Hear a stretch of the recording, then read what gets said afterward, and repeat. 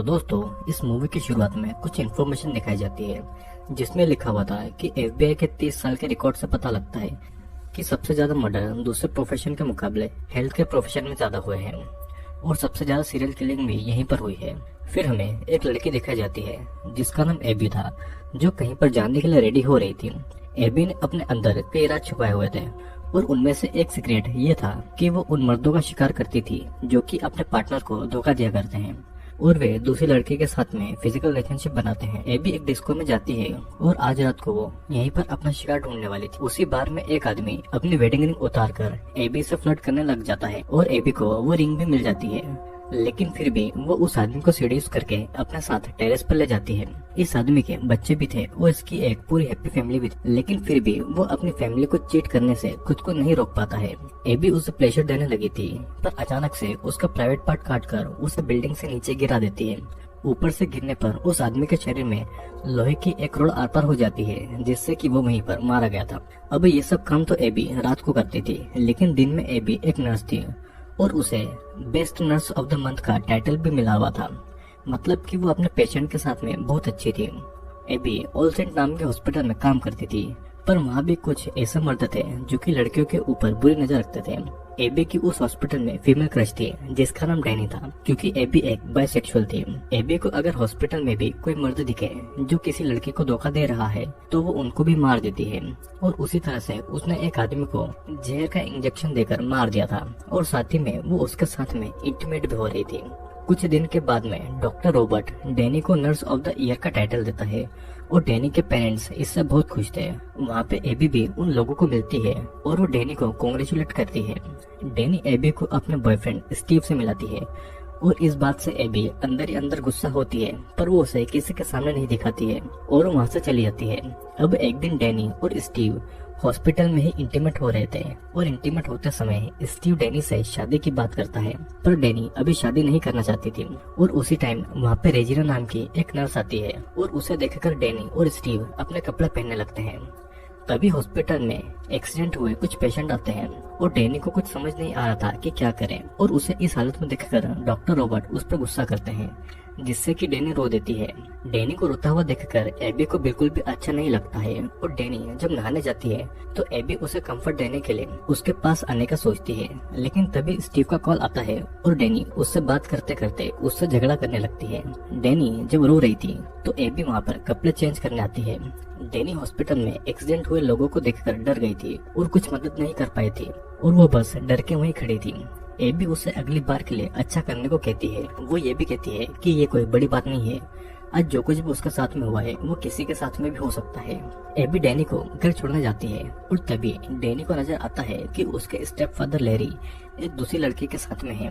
Danny Larry के पास जाकर उस लड़की के बारे में पूछती है कि क्या वो उसकी माँ को धोखा दे रहा है, और ये पूछते ही लैरी डैनी की किसी बात का जवाब दिए बिना ही वहाँ से चला जाता है और डैनी बस खड़ी रहकर देखती रह जाती है। उसे समझ नहीं आ रहा था और वो ये बात अपनी माँ को कैसे बताएगी।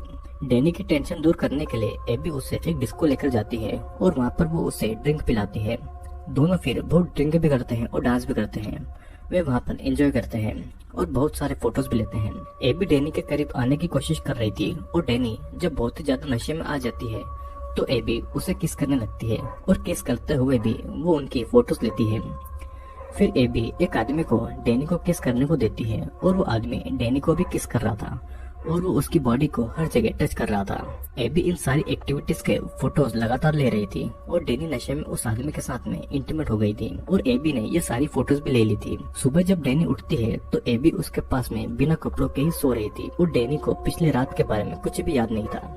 एबी अभी भी डैनी के पास आने की कोशिश कर रही थी और डैनी को अपना इनरवेयर नहीं मिल रहा था, पर एबी उसे वो दे देती है और ये देखकर डैनी को बहुत अजीब लगता है कि एबी को उसके इनरवेयर के बारे में कैसे पता है। एबी जब अपने कपड़े पहन रही थी तो डैनी स्टीव के बारे में पूछती है कि क्या उसने उसे कॉल किया था। एबी फिर आगे बताती है कि उसने डैनी बनकर स्टीव को मैसेज किया था और डैनी बहुत कोशिश करती है पिछली रात जो हुआ उन सब चीजों को याद करने की, पर उसे कुछ भी ठीक से याद नहीं आ रहा था। वो एबी से कुछ कपड़े मांगती है और वो कपड़े पहनकर कल रात जो कुछ भी हुआ उसे भूलने को कहकर वहाँ से चली जाती है। एबी का एक पड़ोसी जेरेड था जो कि एबी को बहुत पसंद करता था, पर एबी सारे मर्दों को एक जैसा समझता। जेरेड एबी की बहुत केयर करता था और वो नहीं चाहता था कि एबी किसी भी मुसीबत में पड़े उसी दिन एबी अपनी मेंटल हेल्थ का बहाना लेकर डैनी के स्टेप फादर लैरी के पास जाती है। लैरी एक साइकियाट्रिस्ट था और वो भी उन्हीं मर्दों में से था जो कि अपनी वाइफ को चीट करते हैं।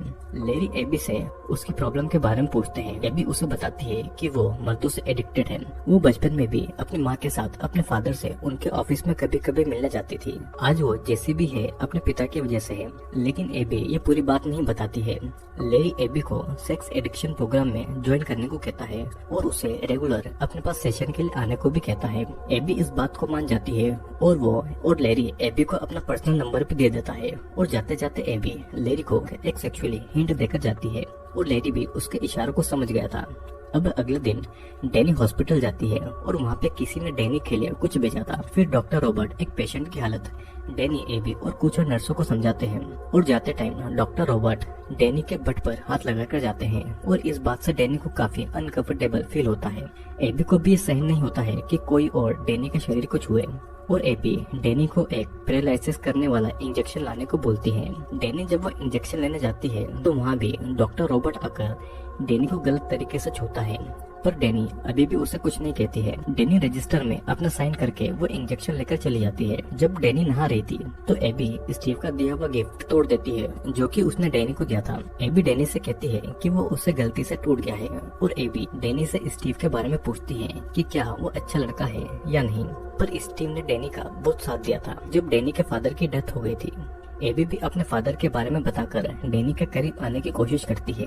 वो कहती है कि जब वो 8 साल की थी तब उसके फादर की डेथ हो गई थी और एबी डैनी को अपने घर की चाबी देती है ताकि जब भी डैनी को अकेला रहने का मन करे वो वहाँ पर आ जाए। और ये सुनकर डैनी भी बहुत ज्यादा खुश होती है और एबी को खुद की अच्छी दोस्त समझ लेती है। उसी रात एबी लैरी से मिलती है और एबी इतनी ज्यादा खूबसूरत लग रही थी कि उसे देखकर लैरी के होश उड़ गए थे। एबी लैरी को किसी सुनसान जगह पर ले जाने को बोलती है और लैरी भी वहीं पर उसे ले जाता है। वहाँ पर लैरी एबी को टच करके उसके करीब आने की कोशिश करता है। एबी फिर वहाँ पर लैरी का हाथ बांधती है और फिर उसे एक इंजेक्शन उसके गले में मारती है जिससे कि तुरंत लैरी पैरालाइज्ड हो गया था। ये वही इंजेक्शन था जिसे डैनी ने खुद का साइन करके हॉस्पिटल से लिया था, जिसे एबी ने चुरा लिया था ताकि अगर पुलिस को पता लगे तो इल्जाम डैनी पर आए। लैरी को एबी की हर बात सुनाई दे रही थी पर वो कुछ भी नहीं कर पा रहा था और लैरी के कार को चलता हुआ छोड़कर वो कार से उतर जाती है। लैरी पैरालाइज्ड था तो कार नहीं रोक पाता है और कार एक ट्रक से टकरा जाती है जिससे कि लैरी के टुकड़े टुकड़े हो गए थे और एबी दूर से सारा नजारा देखकर मुस्कुरा रही थी। एबी जब अपने घर पर आती है तो वहाँ पर पहले से ही डैनी सो रही थी। एबी उसके पास आकर उसे हक करती है और डैनी को अपनी माँ की फिक्र हो रही थी क्योंकि लैरी की मौत के बाद में उसकी माँ अकेली पड़ गई थी। डैनी स्टीव के साथ शादी करके उसके साथ रहने के बारे में एबी को बताती है और एबी ये सुनकर गुस्सा हो जाती है और बताती है कि वो भी उसकी केयर करती है और उससे प्यार करती है, लेकिन फिर भी वो उसके प्यार को कुछ नहीं समझती है। एबी के अजीब बिहेवियर को देखकर वो वहाँ से उठकर अपने घर जाने वाली थी, पर तभी उसे पकड़कर एबी कहती है कि मेरे जैसा तुम्हें कोई प्यार नहीं कर सकता है और तुम्हें कोई मेरे जितना अच्छा नहीं समझ सकता है।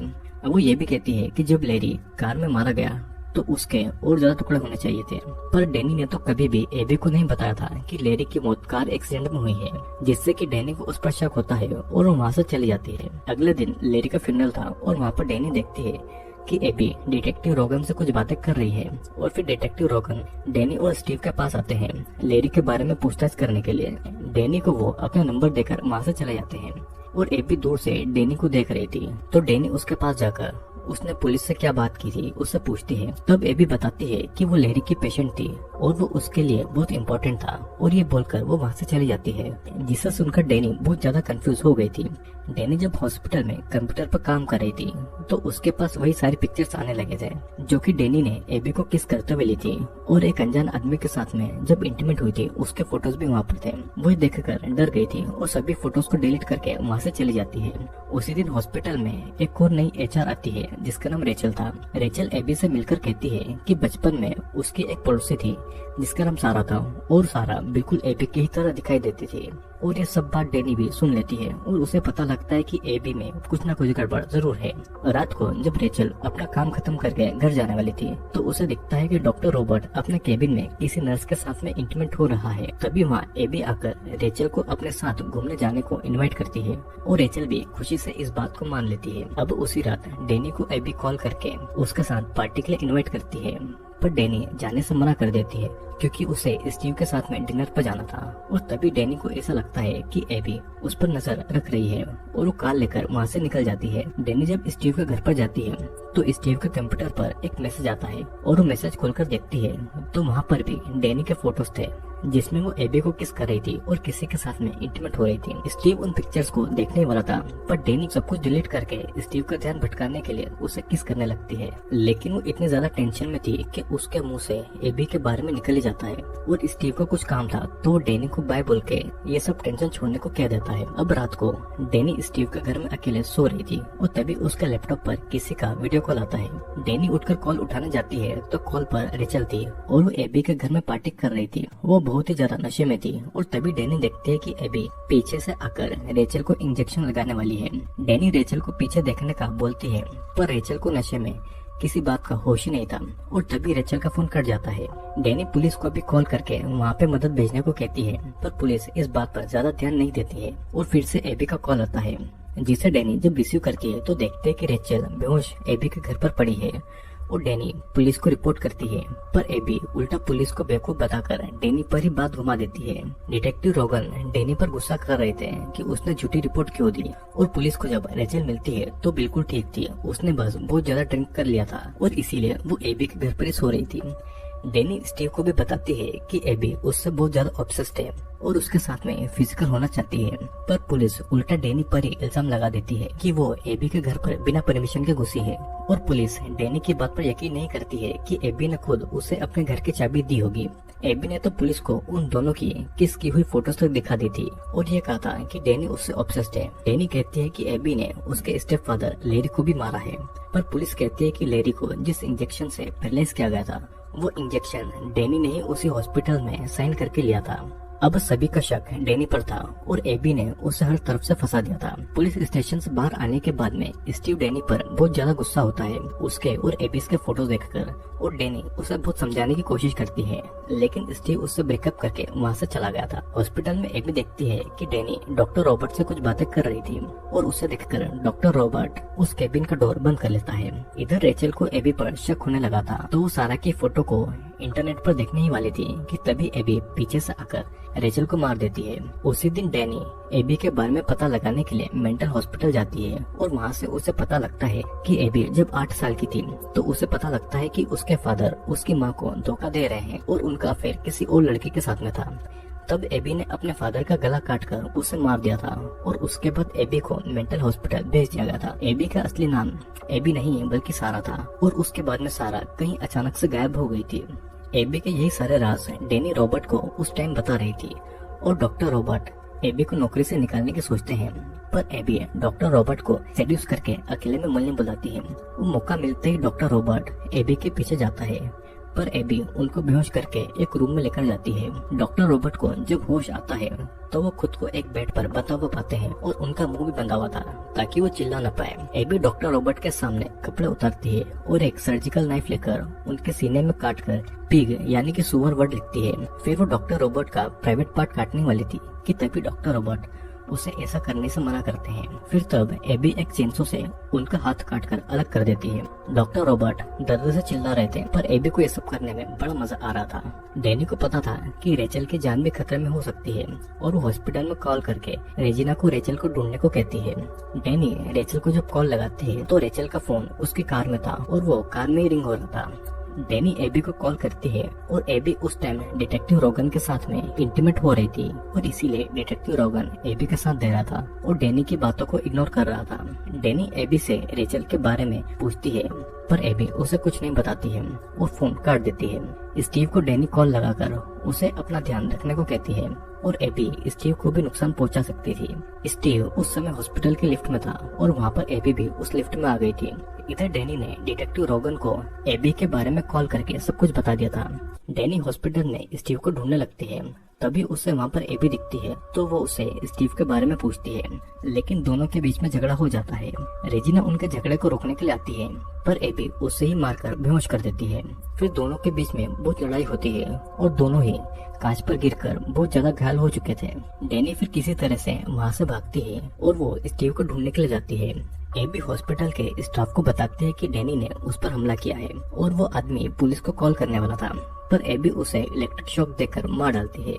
हॉस्पिटल में पुलिस भी आ गई थी और एक पुलिस डैनी को संभाल ही रही थी कि तभी एबी पीछे से आकर पुलिस के गले में कैंची घुसाकर उसे मार देती है और अब डैनी को मारने के लिए वो आगे बढ़ रही थी। डैनी उसे अपनी बातों में कंट्रोल करने की कोशिश कर रही थी, पर एबी उसे पीटकर कैंची से काट देती है।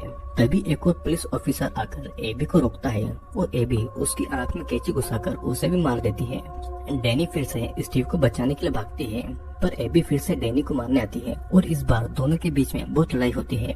डैनी एबी को मार रही थी और तभी स्टीव आकर डैनी को रोकता है।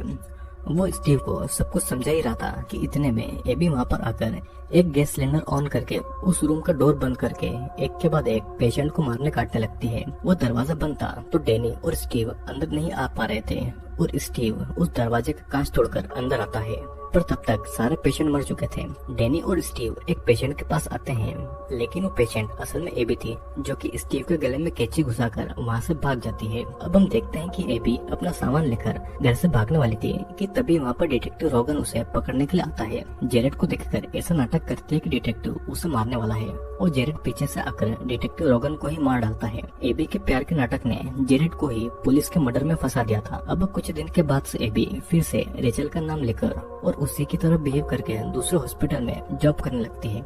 मतलब कि एबी इतनी ज्यादा खतरनाक थी कि उसे कोई भी नहीं पकड़ पाएगा। दोस्तों, ये कहानी एक एबी नाम की साइको नर्स की है, जिसके साथ में बचपन में कुछ ऐसा इंसिडेंट हुआ कि वो थोड़ी साइको हो गई। उसका असली नाम सारा था, जिससे उसने एबी में बदल लिया। एबी चीट करने वाले मर्दों को मारती थी और वो उन्हें मारने के लिए किसी भी हद तक जा सकती थी। आई होप दोस्तों वीडियो आपको जरूर पसंद आया होगा। वीडियो पसंद आया हो तो लाइक, शेयर और अगर आप चैनल पर नए हैं तो सब्सक्राइब जरूर कर लेना, क्योंकि मैं और भी ऐसे बहुत सारे इंटरेस्टिंग वीडियोस जल्दी ही लेकर आने वाला हूँ।